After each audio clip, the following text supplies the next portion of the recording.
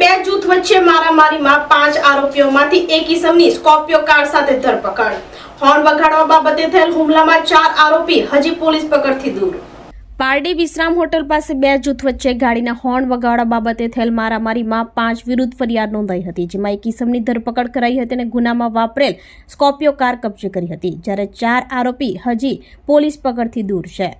Pardi police station પાછળ રહેતા મેહુલ કાનાભાઈ ભરવાડ મિત્ર અમિત સોનીના મામાના દીકરા ધીરેન્દ્ર અને વીરેન્દ્ર સાથે હર્ષ રાઠોડની ગાડીના હોર્ન વગાડવા બાબતે બોલાચાલી થઈ હતી, જે અંગે શનિવારના રોજ પારડી વિશ્રામ હોટલ પાસે મેહુલ ભરવાડને વાતચીત કરવા માટે બોલાવ્યા હતા, જ્યાં સ્કોર્પિયો અને હોન્ડા સિટી કારમાં આવેલ હર્ષ હરીશભાઈ રાઠોડ, નિખિલ રાઠોડ, જિગ્નેશ જસવંત પટેલ, ત્રણે રહેવાસી વાપી, રોહન અને વેદાંત બંનેના પૂરા નામની ખબર નથી સહિત 5 ઈસમોએ મેહુલ ભરવાડ અને તેનો મિત્ર ભોપાભાઈ ભરવાડને ઢીક્કા મૂકીનો માર મારી લાકડાના ઢોકા વડે ધોર માર મારી ભાગી છૂટ્યા હતા અને બંને મિત્રોને ઈજા પહોંચતા હોસ્પિટલમાં ખસેડાયા હતા, જેમાં 5 વિરુદ્ધ ફરિયાદ નોંધાતા પોલીસે જિગ્નેશ જસવંત પટેલ રહેવાસી કોચરવા વાપીની ધરપકડ કરી ગુનામાં વપરાયેલ સ્કોર્પિયો કાર કબજે કરી હતી, જ્યારે 4 આરોપીઓ હજી પોલીસ પકડથી દૂર છે। ત્યારે વિશ્રામ હોટલ પાસે ઘટના સ્થળ પરના સીસી કેમેરાની ફૂટેજ લઈ પીએસઆઈ ડીએલ વસાવાએ વધુ તપાસ હાથ ધરી છે।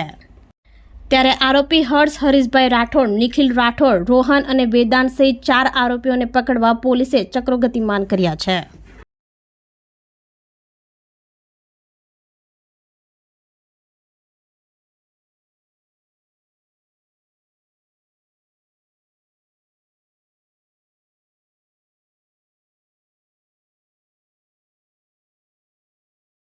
આપણી સંકલ્પ ન્યૂઝ ચેનલને સબસ્ક્રાઇબ અને લાઇક કરો, બેલ આઇકન દબાવો, જેથી આવનાર ન્યૂઝ અપડેટ્સની નોટિફિકેશન આપના મોબાઈલ પર સૌથી પહેલા પહોંચે।